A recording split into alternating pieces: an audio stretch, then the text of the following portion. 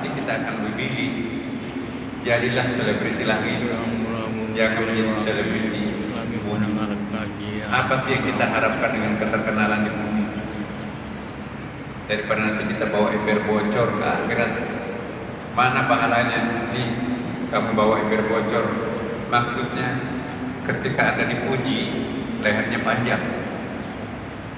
Iya. Semakin banyak orang yang memuji prestasi kita, itu pertanda jangan-jangan kita ada riya dalam setiap melakukan kebajikan itu. Padahal Rasulullah mengatakan amal yang paling bagus dilakukan tangan kanan, tangan kiri pun tidak tahu, apalagi istri atau suami, apalagi orang lain. Jadi kalau kita memamerkan prestasi, memamerkan kebaikan kepada orang lain, itu cacatnya sebuah amal. Tanda-tanda orang yang tidak ikhlas ialah masih menikmati pujian orang. Jadi selama masih ada pujian dalam lipatan hatinya Bapak Ibu, itu pertanda belum termasuk mukhlisin, apalagi mukhlasin. Kalau sudah mulai tidak senang dalam pujian, ya Allah ampuni aku, dia salah alamat memuji. Mestinya dipuji adalah Engkau, alhamdulillahi rabbil alamin, segala pujian hanya untuk Engkau ya Allah, bukan untuk aku. Bukankah pujian kita itu haknya Allah? Apa sih bentuknya kita dipuji? Paling membawa nanti kebanggaan, kesombongan. Padahal kesombongan itu selimutnya Allah jangan ada yang pakai, kata Rasulullah dalam hadis qudsi. Sebaliknya, berkurangnya harapan kepada Allah ketika melakukan kehilapan, melakukan dosa sekecil apapun, maka berkurang harapannya kepada Allah. Kenapa? Tidak pantas Allah memberikan semuanya kepadamu, tapi aku mempersembahkan dosa maksiat kepada-Nya. Apakah pantas Allah memberikan keutamaan rezeki dan lain-lain, tapi kita balas dengan dosa dan maksiat? Malu dan malu kita kepada-Nya. Maka itu orang arif itu lebih suka disiksa oleh api neraka daripada disiksa oleh rasa malu terhadap Tuhan. Maka itu kalau orang yang bertaubat, taubatnya dilakukan karena takut api neraka, maka itu taubatnya disebut dengan taubat inabah. Kalau taubatnya seseorang itu tak disiksa oleh rasa malu terhadap Tuhannya, maka itu disebut dengan taubat istijabah. Taubat istijabah itu lebih utama daripada taubat inabah. Orang alim lebih memilih untuk menjadi taubat inabah, taubat istijabah. Hanya orang awam yang melakukan taubat inabah. Taubatnya kita, kalau coba kita periksa diri kita, apakah kita bertaubat karena takut disiksa di neraka, takut tidak masuk surga, sehingga kita taubat supaya dapat surga, atau kita bertaubat takut disiksa rasa malu terhadap Allah, diderah perasaan malu kepada Allah, itu lebih menyakitkan daripada dibakar di api neraka. Itu taubatnya orang awam, takut disiksa neraka, maka itu dia bertobat.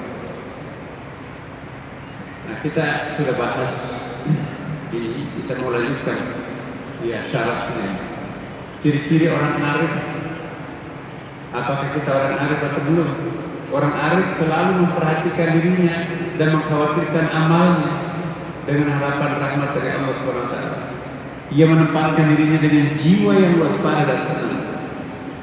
Dia selalu hati-hati, ucapannya hati-hati, penampilannya hati-hati, pakaiannya hati-hati, bahasa tubuhnya hati-hati. Jangan sampai bahasa tubuhnya menyinggung perasaan orang lain. Jangan sampai ucapan-ucapannya menyakiti hati orang lain. Jangan sampai pakaiannya membuat orang lain berdosa.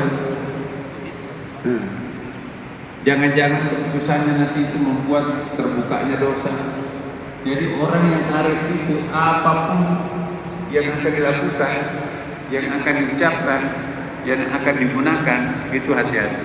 Nah kalau kita sembrono, berpakaian sembrono, berucap sembrono, berpenampilan sembrono, maka itu bukan orang arif.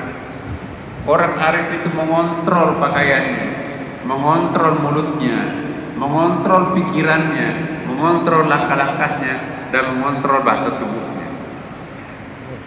Dia tidak ingin menyebabkan ada orang lain yang tersinggung. Itulah orang arif. Ada orang tuh Bapak Ibu, di mana dia berada di situ pasti ada yang korban. Nggak bisa dihitung berapa orang yang korban setiap hari. Mulutnya sangat tajam, matanya pun juga sangat tajam, tangannya apalagi. Tapi kalau ada orang yang betul-betul membahagiakan semua orang, menebarkan energi negatif, tidak lagi, tapi yang ditebarkan adalah energi positif. Kemana dia pergi membesarkan semangat orang, maka itu adalah orang arif. Tanda-tanda orang arif selalu mengoptimiskan orang lain. Bukanlah orang arif kalau semua orang dibikin cemas, semua orang dibikin marah. Ya. Tanda-tanda orang yang bersahabat dengan iblis, lihat, selalu banyak orang yang tersinggung kalau dia bicara. Sahabat iblis ialah menebarkan negatif, ada kebencian, ada power struggle. Apa itu power struggle? Lagi mendengarkan kajian dari Ustaz. Jika dia datang dalam Istiqlal, satu pertemuan atau acara, satu persatu tuh, Pak saya duluan ya, ini ada tamu di rumah. Padahal nggak ada. Pak, ini saya mau duluan. Aduh, wah. Padahal enggak. Pak saya mau duluan ya Pak ya. Ini anak saya nggak ada yang teman. Padahal ada. Alasan kenapa? Ada pembawa energi negatif yang datang. Ciri-ciri orang berteman dengan iblis, orang pamitan pergi kalau dia datang. Tapi ciri-ciri sahabat malaikat, ada tamunya benar, suruh tunggu sebentar ya. Ini ada teman lama baru mau keluar kota, tunggu dulu sebentar. Ya. Nggak ada yang mana-mana enaknya, tetapi ya saya sebentar lagi. Kenapa? Ada pembawa energi positif yang datang. Nah kita berada di mana? Kalau kita berada pada energi, membawa energi negatif, maka kita temanan iblis. Kalau kita membawa optimisme kepada orang lain, maka temanan malaikat. Ya. Ini ciri-ciri orang arif. Karena kewaspadaan jiwa dalam ibadah serta ketenangannya, maka ia akan mendapatkan sifat-sifat utama yang terdengar dari suara hati nuraninya sendiri yang suci dan benar. Orang yang mengikuti hati nuraninya Bapak Ibu, maka orang itu menempuh siratal mustaqim. Tapi kalau orang tidak menempuh petunjuk hati nuraninya, menempuh jalan al-maghdub dan jalan ad-dhalin. Apa itu al-maghdub? Membuat orang itu marah, membuat orang lain marah, termasuk itu. Betul. Apa itu ad-dhalin? Tersesat. Nah, maka itu Bapak sekalian, hati-hati di orang arif. Orang yang berbuat dosa dan kesalahan, namun enggan mengharapkan rahmat dan ampunan Allah, maka ia telah menumbuhkan rasa angkuh akan kemampuan dirinya tanpa rahmat dan pertolongan Allah. Kalau ada orang melakukan dosa sambil ketawa terbahak-bahak, tanpa ada rasa penyesalan sedikit pun di hatinya, itu kesedaran benar. Sudah ada kompleks iblis di dalam kalbunya. Membangun istana di atas puing kehancuran orang lain sambil ketawa terbahak-bahak, itu cucurut iblis. Ada tuh Bapak, rela membangun istana di atas puing kehancuran saudaranya sendiri. Apa sih kita harap dengan cara-cara hitam seperti itu Bapak? Ini yang naudzubillah. Orang ini telah menyampingkan Allah dalam hidupnya dan sekaligus pertanda rusaknya tauhidnya. Nah orang-orang seperti tadi itu tauhidnya rusak, berantakan hidupnya. Kalau tauhid itu rusak, hidup ini berantakan. Kalau tauhid itu kuat, insya Allah hidupnya itu teratur. Sekalipun miskin, tetapi hidupnya teratur. Ada orang rumahnya kayak istana, tapi isinya neraka. Ada orang rumahnya kecil, muni, tapi dalam bulan puasa sahur berjamaah, masya Allah nikmatnya. Tempe terasa ayam panggang, pergi sholat subuh berjamaah, pulang dari sholat subuh bertanding bersaudara anak-anaknya itu untuk khataman Quran. Udah berapa nak? Saya baru 3 Kamu? Oh, alhamdulillah saya dapat 5 ini. Nanti besok saya kan besok ada Sabtu nggak sekolah, saya akan dapat 10 juz. Insya Allah saya tidak mau kalah katanya. Jadi satu rumah lagi dalam bulan suci Ramadan.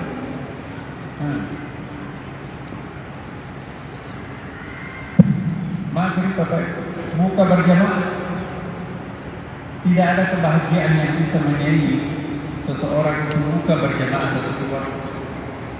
Suami istri, anaknya juga, ada cucunya juga, ada anak kecilnya juga di sini. Habis itu pergi salat tarawih berjamaah, kunci rumah ya. Yuk, mana ada ini? Masih di masjid, dia mau khatam dulu 1 kali baru pulang. Subuh, ayo nak salat tahajud. Dipimpin oleh ayat, makmumnya istrinya, makmumnya adalah anak-anak. Damai bahagia, rumahnya rumah kecil, tapi makan berjamaah, salat berjamaah, ngaji berjamaah, kerja bakti berjamaah, masya Allah. Di depan rumahnya ada rumah mewah Bapak. Apa yang terjadi? Nggak pernah kelihatan itu makan berjamaah. Anaknya entah kemana, puasa nggak puasa. Bapaknya pulang entah jam berapa, jam rumah, buka dengan orang lain. Kalau puasa, istrinya di rumah sendirian. Sahur, aku nggak makan sahur. Kalau nggak puasa, udah ke rumah nggak sahur. Dia tahu nggak capek. Rumah gede tapi tidak ada sholat berjamaah. Rumah gede tapi tidak ada makan berjamaah. Bahkan sahur berjamaah pun juga nggak kelihatan. Nggak ada berkah. Al-barakatuh berjamaah, berkah itu terletak pada suasana berjamaah. Sinergi itu melahirkan energi berkah. Nah inilah yang diminta Rasulullah, bukan minta rumah mewah, tapi bagaimana baik dia tadi rumah untuk surga, rumah untuk surga. Jangan sampai kita mengidam-idamkan sebuah rumah mewah tapi isinya neraka. Lebih baik kita memilih rumah apa adanya kita tempati sekarang, tapi isinya surga. Ada. Kok kenapa cepat pergi Bapak? Rumah mewahnya boleh tinggal terus sampai di kantor tiduran di kursi tamu. Orang pura-pura pada pulang kantor semuanya, dia masih tiduran di kursi tamu.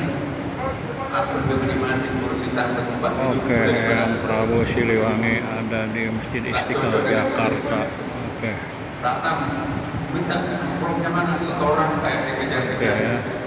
Anaknya berantem, pembantunya cakar-cakaran.